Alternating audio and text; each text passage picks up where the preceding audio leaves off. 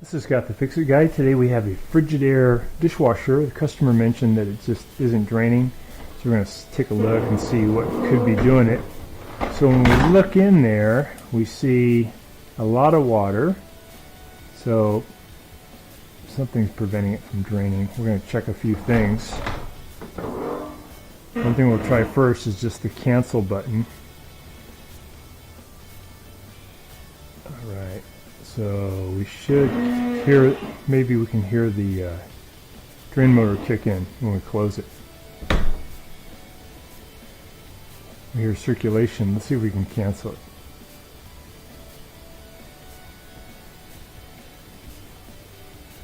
This is a Frigidaire Gallery dishwasher. I'm going to remove this bottom panel.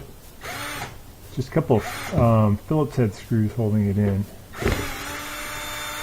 And then you kind of feel what's going on with the drain pump.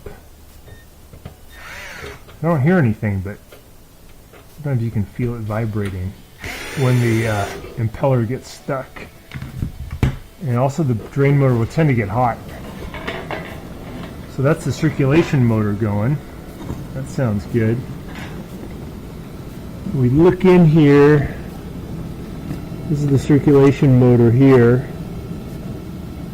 Where my finger is, I can feel it. It's doing good. This is the fill valve. Drain motor must be behind. Yeah, I can actually see it. It's basically on the other side of the circulation motor. Let me try the cancel command again. So right now it's doing circulation.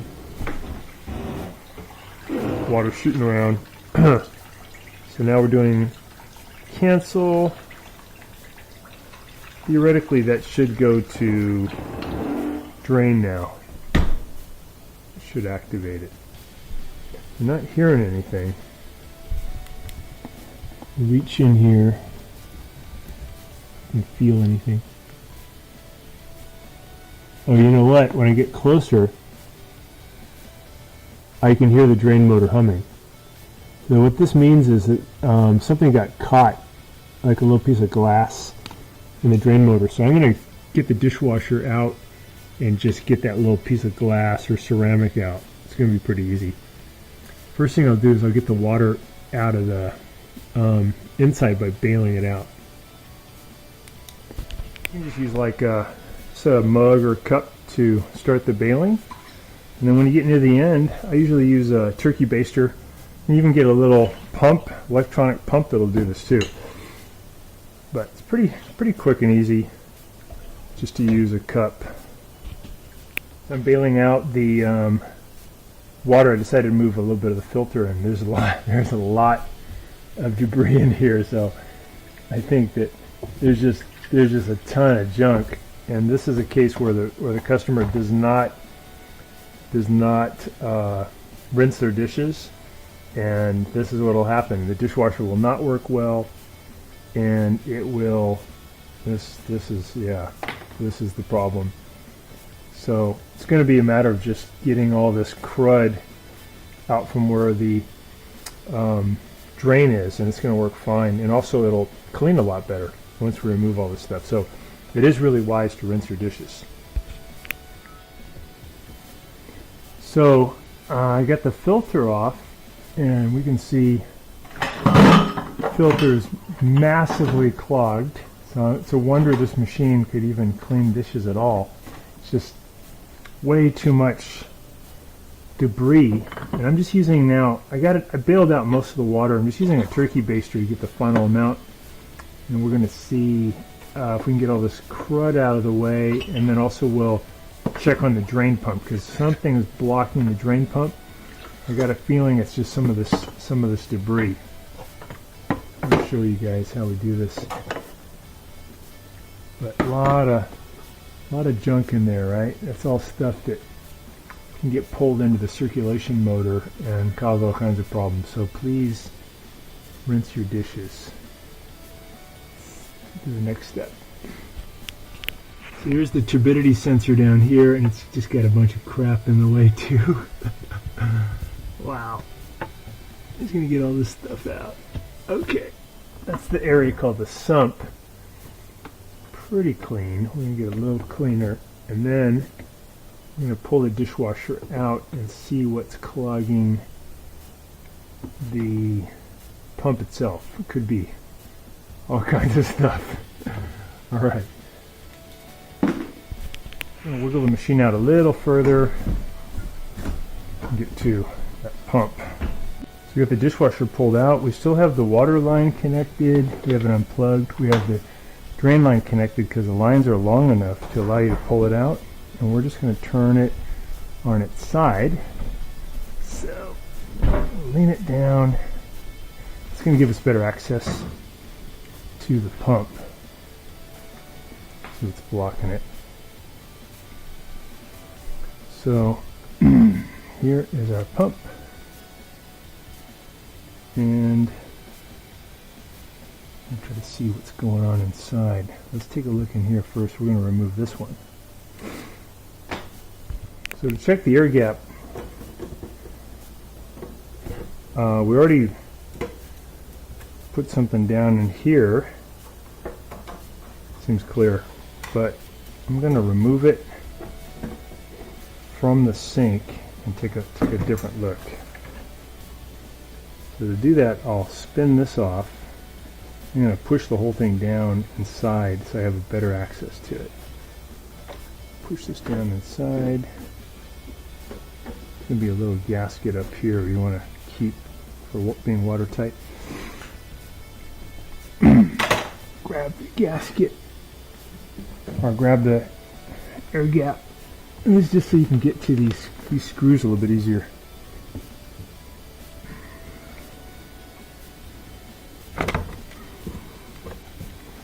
Here's one we want.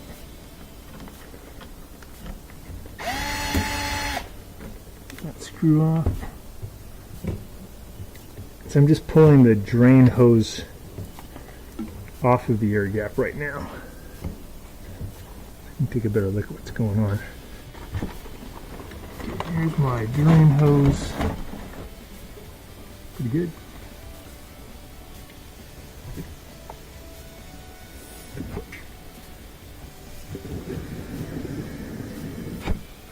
So I'm pushing air in there pretty hard. I can hear it gurgling around in there. So I think we got good flow.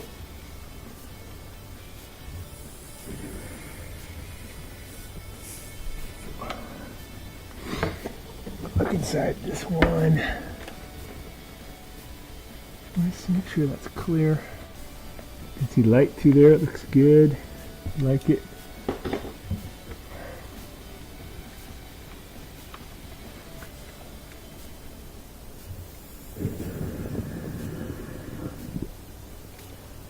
So there was some resistance, and now I can hear it flowing. Maybe something in the tube got shot through.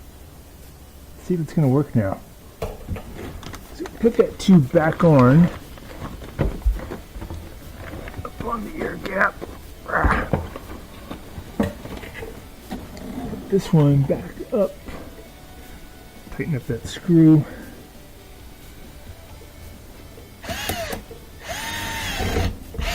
It's tight. We're going to push this thing back up, and what I usually do is I'll put my finger down here so I can kind of feel, use my other hand, push it up in there. It helps me index it so I can find it. There it is. Push it up, gasket on there, and I'm going to thread this nut back on the air gap.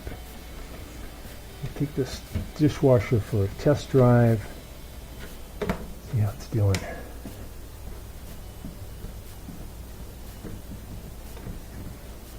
One test I like to do is when it does drain, I'm going to let it fill up, I'm going to let it drain. I like to see water shoot out of this about that high, maybe 3 or 4 inches. And I know the drain's really doing good.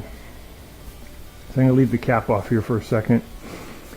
We're going to start the dishwasher.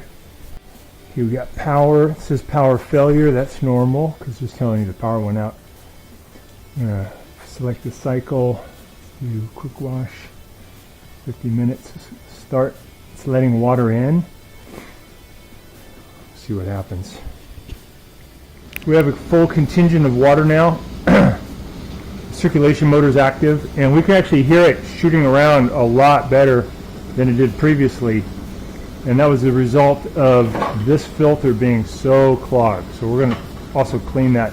Next thing I'll do is I'll press cancel. I want to see if I get some water coming out there. A little water left. I think the drain's working now. I think we got rid of the obstruction. I'm going to close it. Yeah, so we can see a big column of water shooting up. That's a good drain. Okay, put that back on.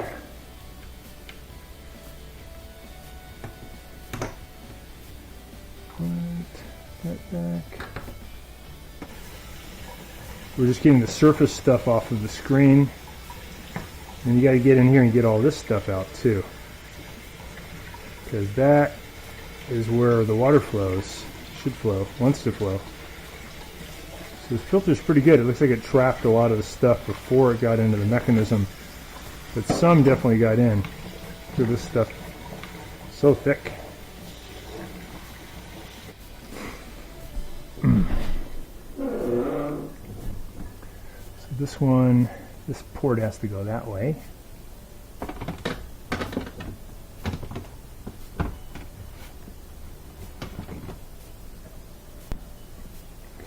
Got that locked in. Put this back in. I'm gonna put these screws back in.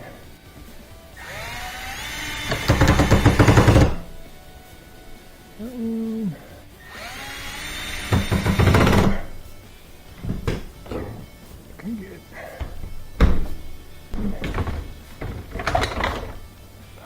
So, biscuit.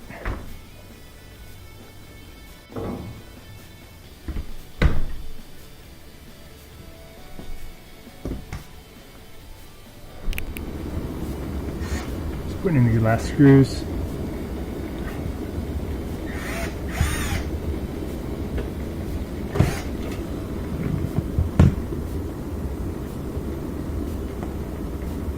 We can hear the circulation motors just really doing good, pushing the water around really well.